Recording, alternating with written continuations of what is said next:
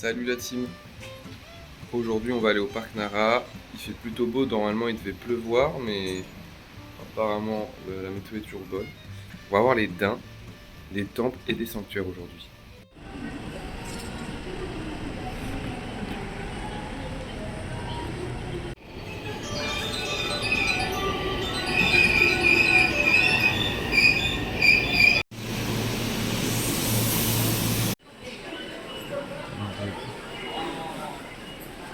C'est bon, on est arrivé à Nara et vous pouvez le voir facilement, il y a des daims sur le trottoir.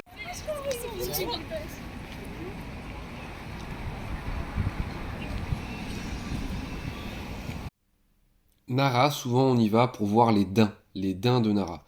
Pourquoi il y a des daims à Nara, en fait, vous allez me dire? Eh bien, selon la légende, au moment de la création de Nara, le dieu Takemi Kazushi serait entré dans la ville sur le dos d'un daim blanc pour la protéger. C'est la raison pour laquelle les daims de Nara sont considérés comme des animaux sacrés, voire par certains comme des messagers divins gardiens de la ville. Au fil du temps, ils ont fini par devenir un véritable symbole et sont désormais aussi célèbres que le grand Bouddha du temple Todaiji. Donc des daims à Nara, il y en a partout. Il y en a sur la route, il y en a sur le trottoir, il y en a dans les temples, dans les sanctuaires. En fait, il n'y a pas vraiment d'enclos.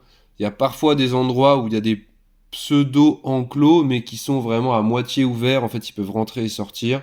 Ils vont et viennent dans la ville comme bon leur semble. Donc quand on est en voiture, faut se méfier.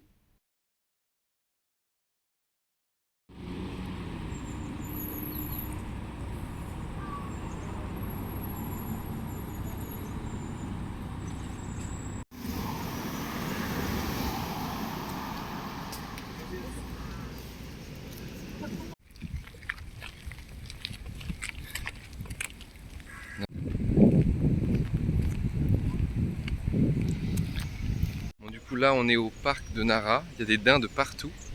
Et on va essayer de faire plein de temples et de sanctuaires au long de la journée. Et bah, quand il y aura un temple ou un sanctuaire différent, je mettrai le nom en dessous, comme ça vous saurez. Mais tout est au même endroit, tout est vers le parc de Nara, vers l'est.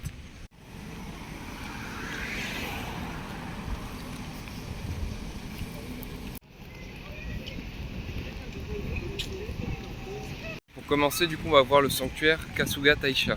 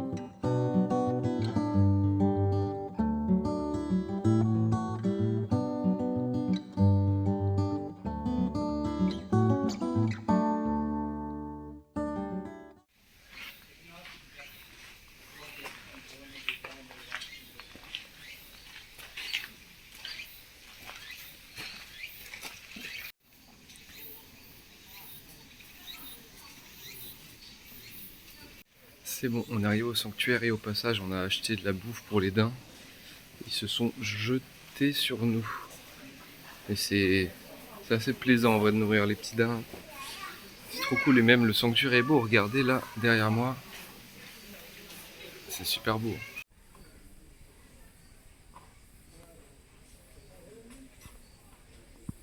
Alors, le sanctuaire Kasuga Taisha est un sanctuaire donc Shinto de la ville de Nara, dans la préfecture du même nom. Il est établi en 768 et reconstruit plusieurs fois au cours des siècles, ce qui est normal. Voilà, ça fait un moment. Donc, l'intérieur est célèbre pour ses nombreuses lanternes en bronze, et à l'extérieur aussi, ça se distingue par ses nombreuses lanternes de pierre qui mènent au monument.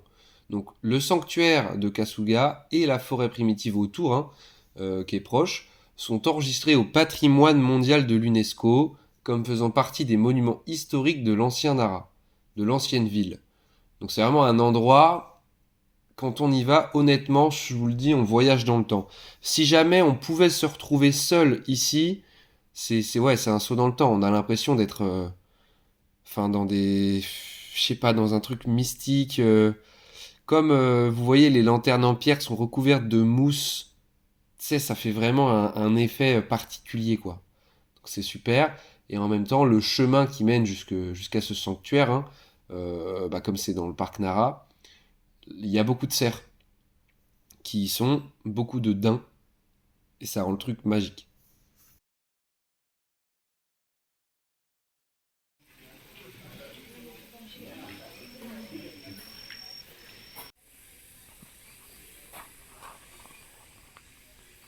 Bon, très beau sanctuaire. Par contre, ça coûte 700 yens. Ici, c'est un peu plus cher qu'ailleurs, les temples et les sanctuaires. En même temps, c'est très touristique. Mais voilà, peut-être pour mettre les sous. Maintenant, on va continuer un petit peu la balade, la promenade. Il y a un peu moins de monde. En vrai, là, ça va. Il n'y a pas trop de gens depuis le début. Et puis, on va essayer de voir d'autres temples, d'autres sanctuaires. De toute façon, c'est un peu pour ça qu'on est là.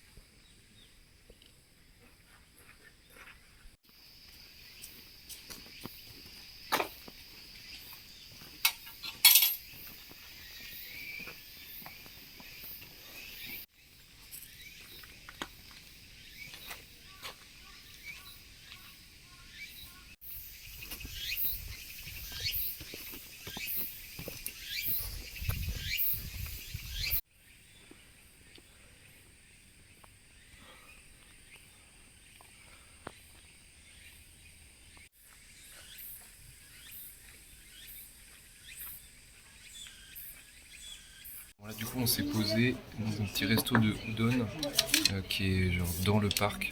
Ça nous a coûté 1200 yens chacun.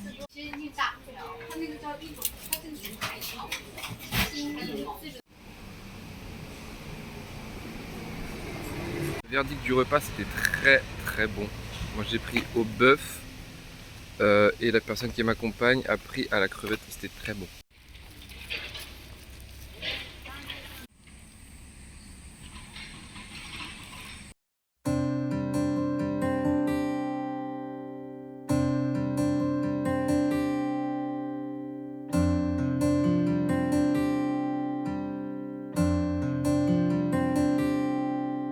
Là, on arrive vers le temple Nigatsudo. Il y a des travaux derrière moi, c'est pas ouf.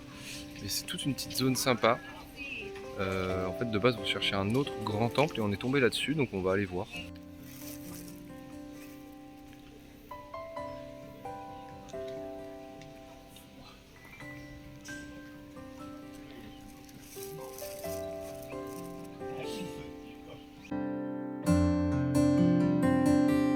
Le temple Nigatsudo, donc un temple bouddhiste, fondé par un moine en 752.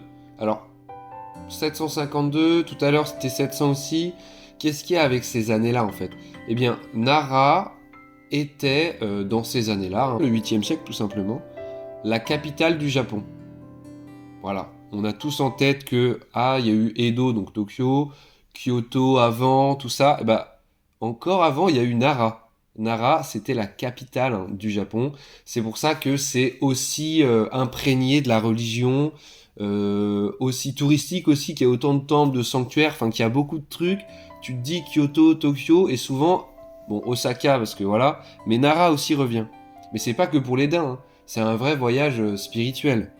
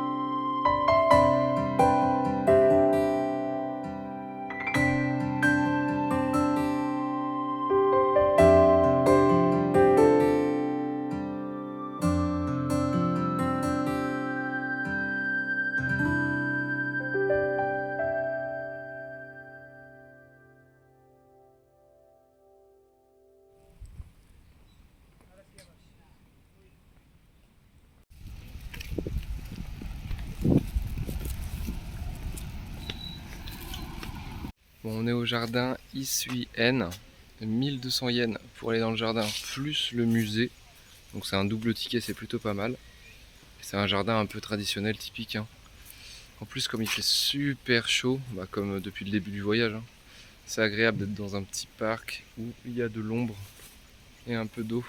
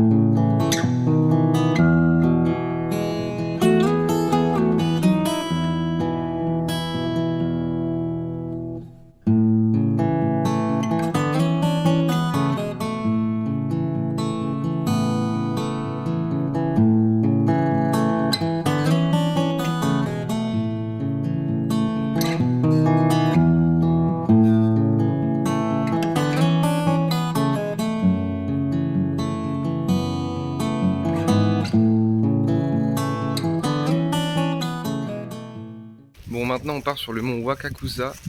Il fait 342 mètres de haut, je l'avais déjà fait la dernière fois. Normalement on aura une belle vue sur la ville de Nara, il y aura plein de daims, puis on pourra avoir un coucher de soleil. Puis comme il nous reste des petits gâteaux à donner aux daims, là on va pouvoir les nourrir.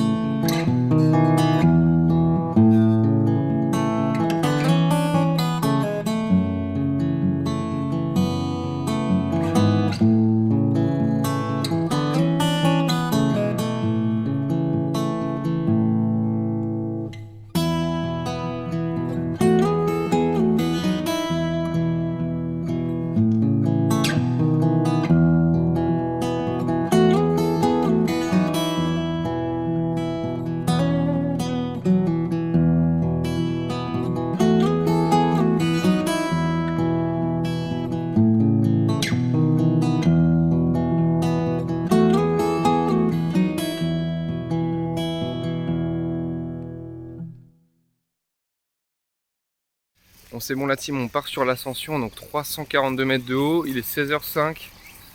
On va prendre notre temps, le but c'est d'arriver à la Golden Hour. J'espère qu'il ne fera pas trop chaud. Mais voilà, je pense qu'on mettra une demi-heure. Là, on s'apprête à monter le mont Wakakusa, aussi appelé le mont Mikasa. Voilà, je dis une montagne, mais c'est une colline qui culmine à 342 mètres d'altitude. Il y a plusieurs sentiers qui permettent son ascension, et ça permet en vrai de voir la ville de Nara avec un panorama sublime. On la voit du dessus, on le voit un peu autour, mais il y a, enfin là pas encore, mais toutes ces forêts montagneuses, un peu tout ça qui sont autour de la ville, ça rend enfin, t'as l'impression que c'est une ville paumée au milieu d'un truc naturel. Enfin, c'est sublime en fait comme endroit. Et puis oui, pour voir le coucher de soleil, c'est un très beau spectacle, quoi. Voilà.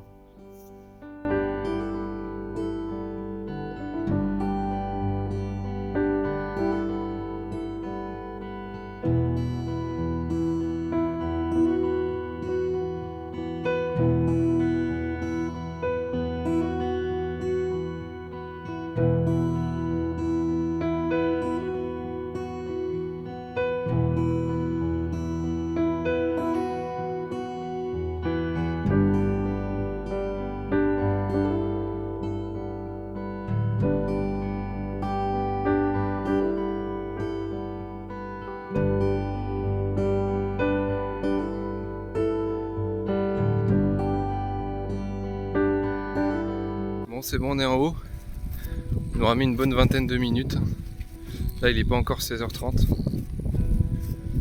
Il y a quelques daims. On a vu en achetant les billets aussi qu'il y avait des ours qui avaient été aperçus ce mois-ci. Donc il fallait faire gaffe, mais bon, pour l'instant, il n'y a pas d'ours à part moi.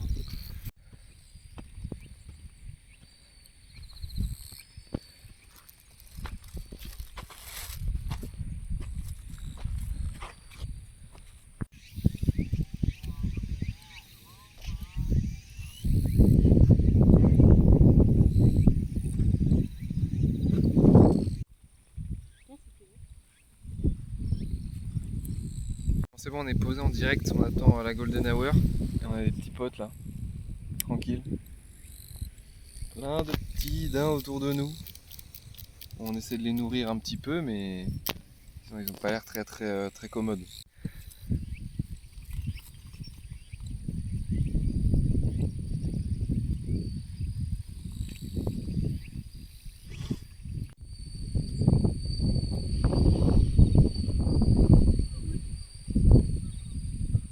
C'est bon la team, on entame notre descente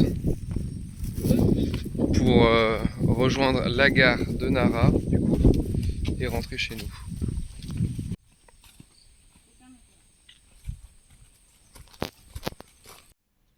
Avec tout ça, j'ai carrément zappé de faire la conclusion.